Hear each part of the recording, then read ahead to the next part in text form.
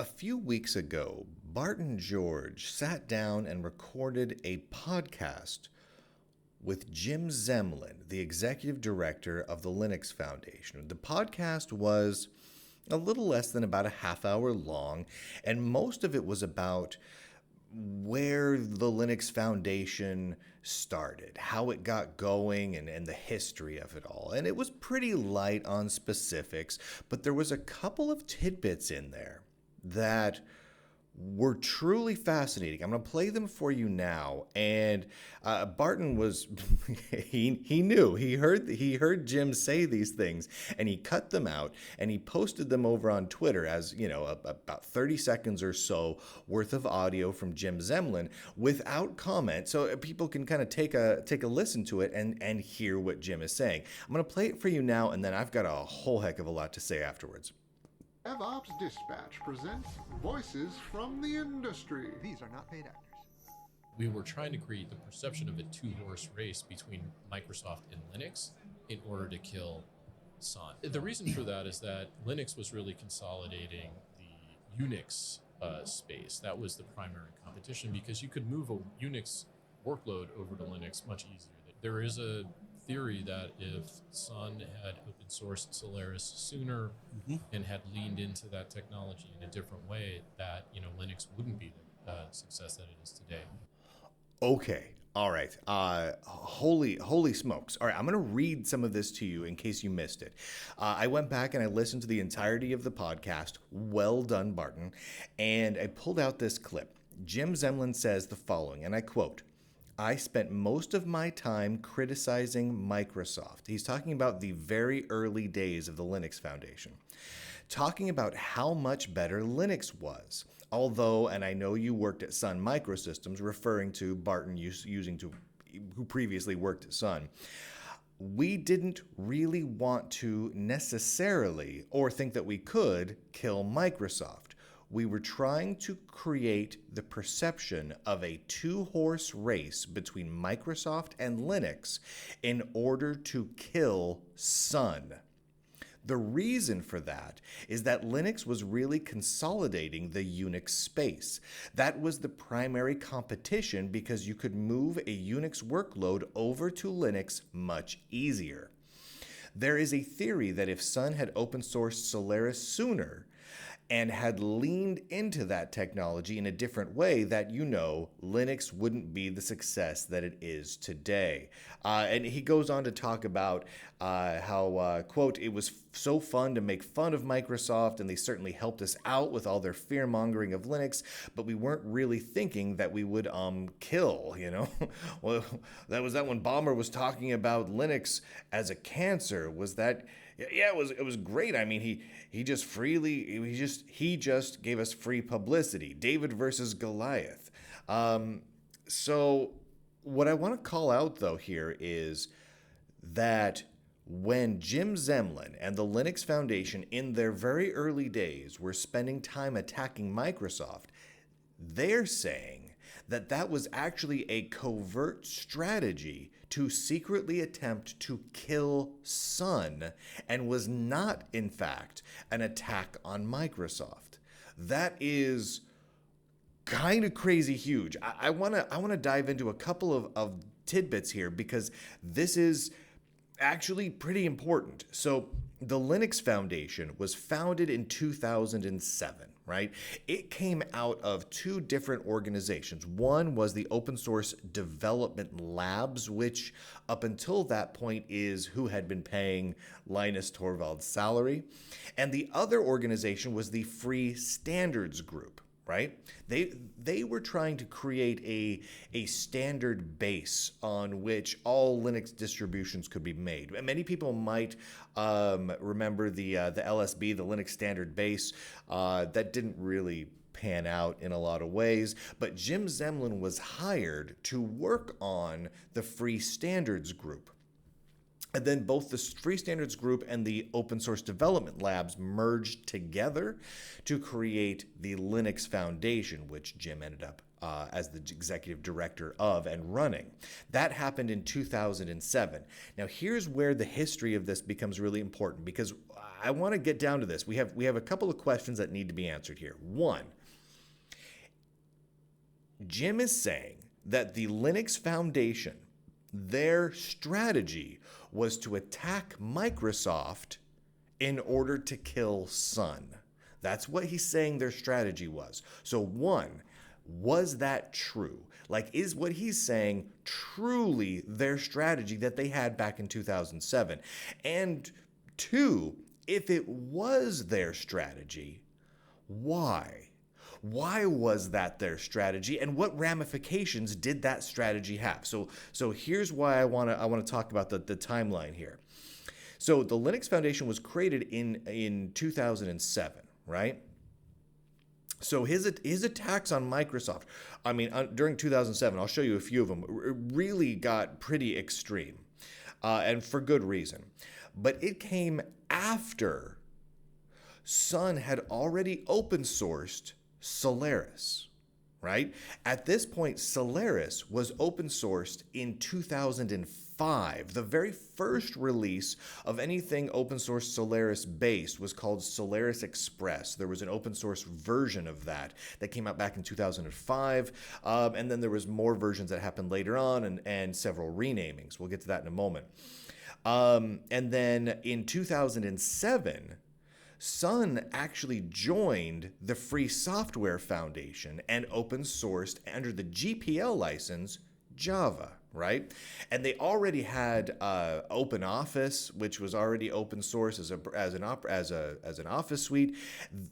At this point, while many, including myself, who was covering all this happening at the time, had many criticisms of Sun, they were realistically the biggest proponent and advocate of open source that there was in the corporate space.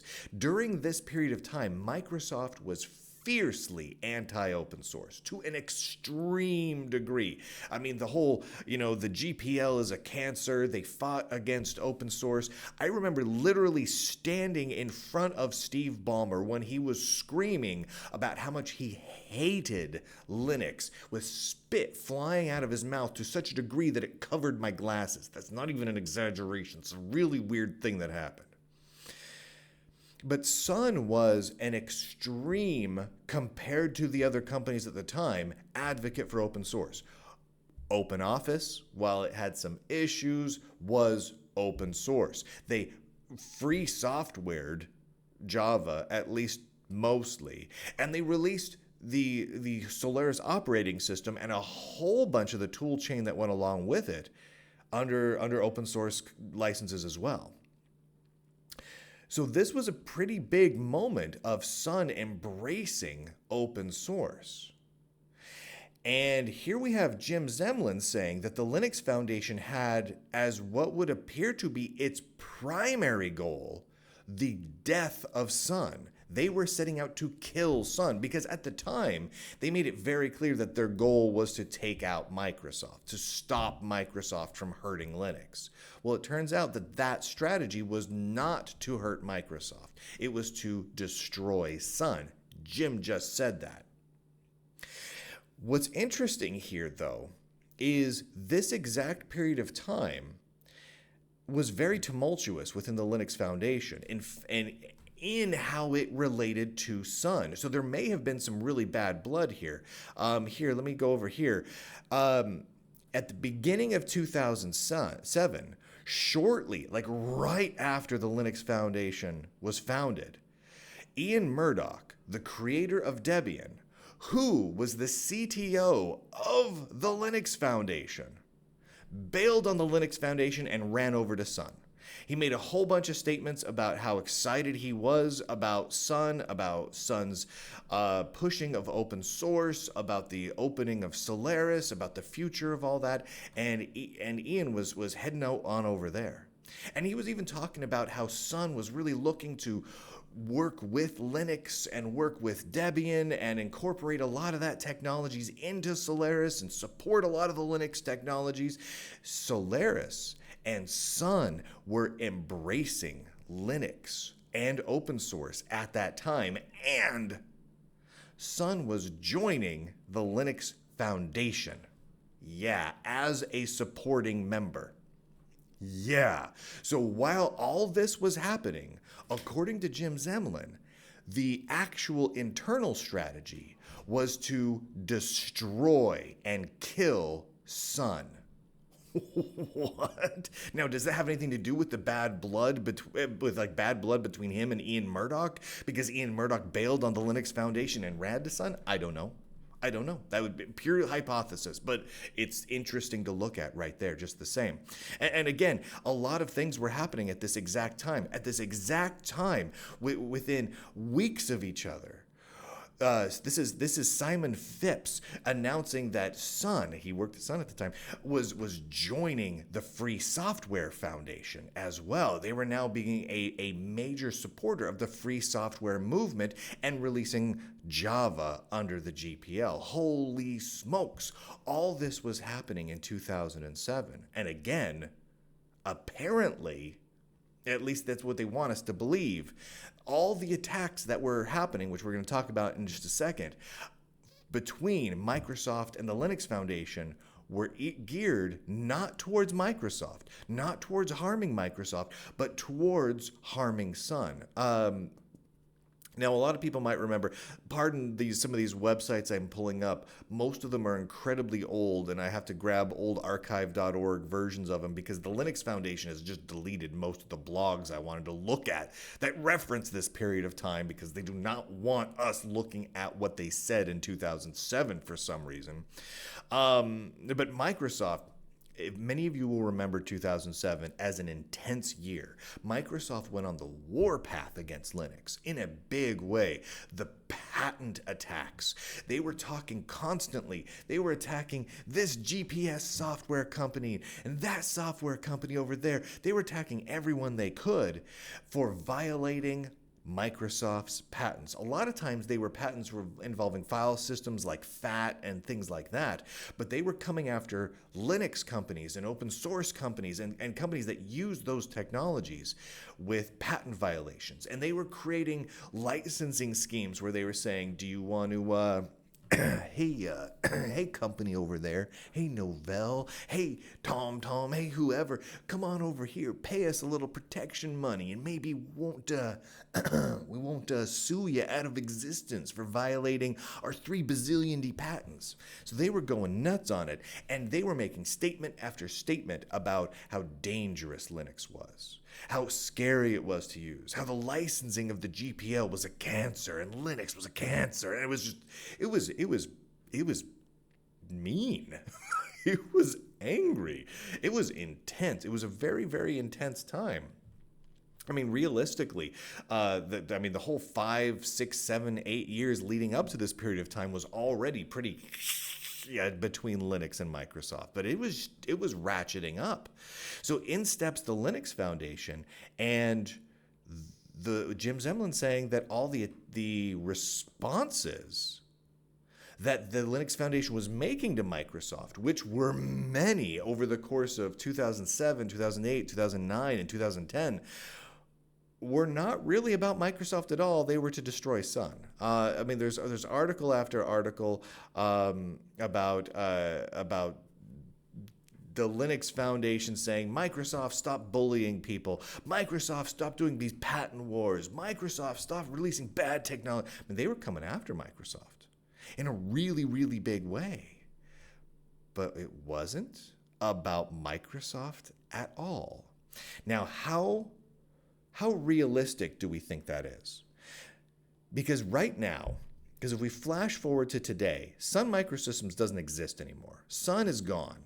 Sun got purchased by Oracle in, hold on, let me get this date right. It was 2009, right? Now, at the time when Sun was purchased by Oracle, both Sun and Oracle were members of the Linux Foundation. Now, currently, today, Oracle, which gobble, Sun Up, still sits on the board of directors of the Linux Foundation. But as does Microsoft, in a very, very big way.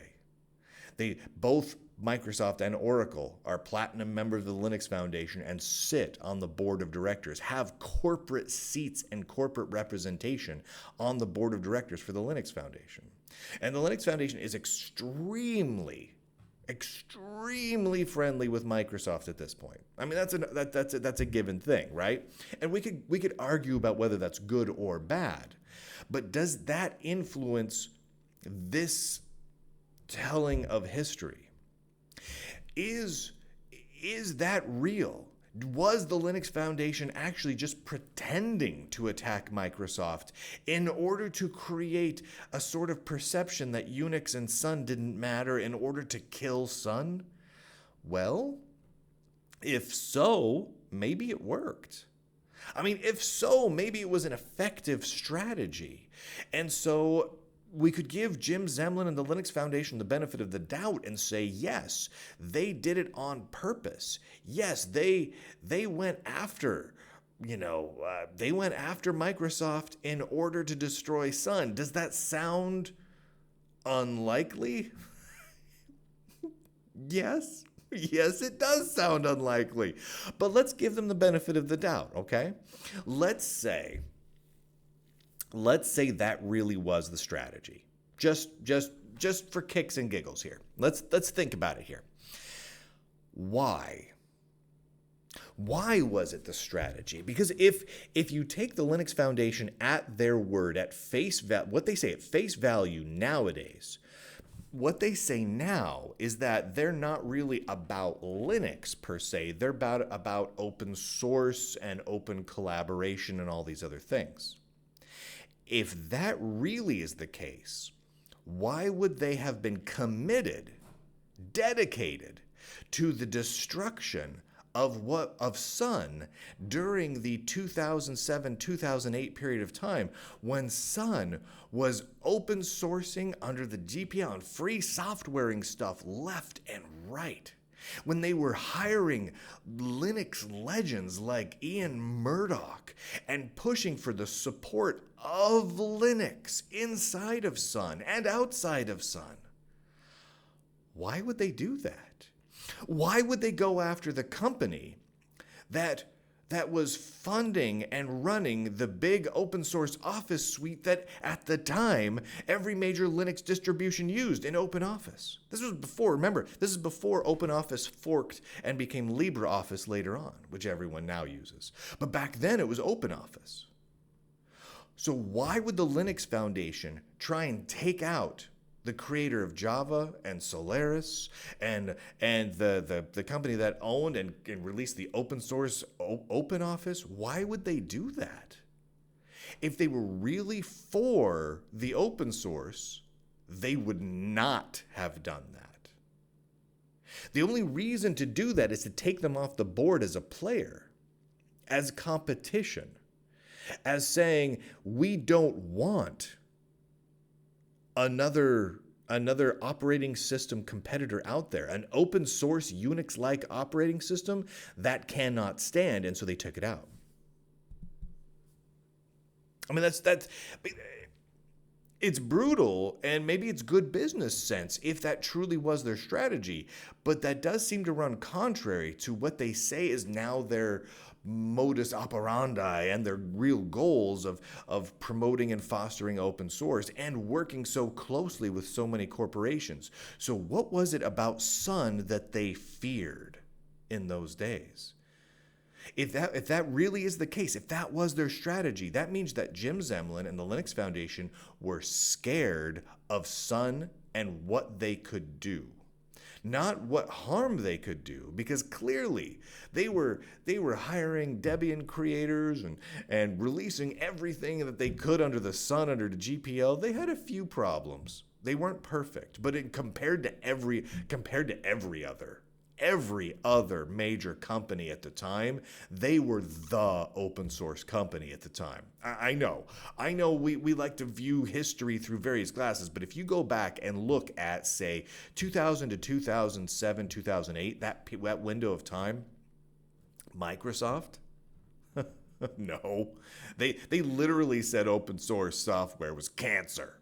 So no. IBM was not pro open source at the time either. Not like people remember. There were exceptions within the company, but not like people remember.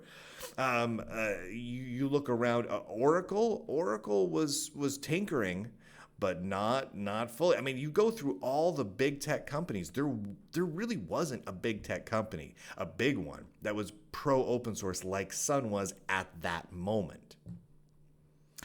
So, if we take them at their word, it paints the Linux Foundation in a pretty nasty light, in a pretty anti-open source light, in a way that they would put their own financial success ahead of that, of the success of open source projects, of open source Unix operating systems, of open source Office suites, of open source API sets and SDKs, of all of it. And that's kind of nasty. But that assumes we take them at their word here.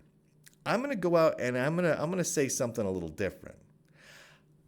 I don't have proof of this. So I'm just going to say what this smells like to me. The Linux Foundation takes a lot of money from Microsoft. Sun is off the board. I mean, yes, Oracle is still around, but Sun is not. So criticizing Sun at this point and saying you were just trying to take Sun off the board just makes you look stronger, right? It doesn't hurt your corporate ties at this point. It doesn't call into jeopardy cause any potential loss of corporate sponsorship because you criticize a company that doesn't exist anymore. But criticizing Microsoft does. Microsoft puts a ton of money into the Linux Foundation related projects. And their cooperation is pivotal and important for the continued financial growth and success of the Linux Foundation. So, what do? Oh yeah, sure. I used to attack Microsoft all the time, but that was for show. I wasn't really attacking Microsoft. What I was doing was attacking Sun. They're mean. Oh, they don't exist anymore and can't defend themselves? Okay. Yeah, that's the one I'm attacking. I'm attacking Sun by pretending, wink, wink, to attack Microsoft, who were so great. I mean, did they make a few missteps? Yes, but you'll never know about them because we deleted those blog posts, so it's okay. We didn't really criticize them that much anyway. We'll just sweep that under the rug. That's what it sounds like to me. That's what this sounds like to me. Could I be wrong? Yeah. I could be wrong. And the goal of the Linux Foundation could have been in those early days to destroy Sun. But if so, if that really is true, and if anyone who was around during the early days of the Linux Foundation would like to become a whistleblower, head to lunduke.com. I've got tips on how to anonymously whistleblow and otherwise contact me securely on that site there. I would love to hear about your experience inside the Linux Foundation and whether or not the goal and the official strategy was to destroy Sun and Open Solaris and the projects that Ian Murdoch, the creator of Debian Linux, was doing there. I would love to hear about that. Holy smokes, is this a weird one? This is really, really a weird one. Anyway, I'll follow up on this. I'll reach out to the Linux Foundation. I'm going to reach out to a couple of people I know that were around back then, both at Sun and at the Linux Foundation. I'm going to see if I can find any other reference to this being the official strategy, because weird.